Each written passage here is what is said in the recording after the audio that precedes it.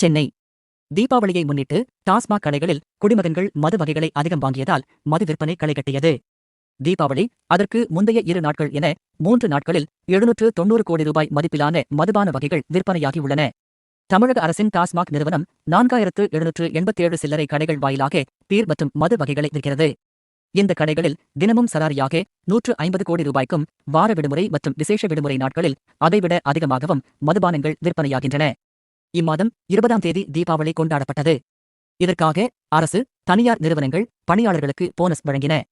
பலரிடமும் பணப்புழக்கம் அதிகம் இருந்ததால் குடிமகன்கள் தீபாவளியை நண்பர்களுடன் சேர்ந்து கொண்டாட கடந்த சனிக்கிழமை முதல் வழக்கத்தை விட கூடுதலாக மது வகைகளை வாங்கியபடி இருந்தனர்.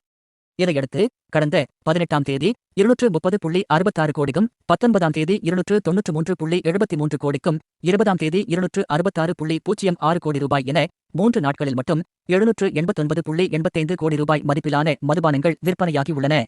இதில் சென்னை மண்டலத்தில் 158 கோடி, திருச்சி 157 கோடி, சேலம் 153 கோடி, மதுரை 171 கோடி, கோவை மண்டலத்தில் 150 கோடி ரூபாயாக விற்பனை இருந்தது. கடந்த ஆண்டு தீபாவளி மற்றும் அதற்கு முந்தைய 2 நாட்களில் மது விற்பனை 650 கோடி ரூபாயாக இருந்தது. கடந்த ஆண்டை விட இந்த ஆண்டு 140 கோடி ரூபாய்க்கு மதுபானங்கள் கூடுதலாக விற்பனையாகியுள்ளன.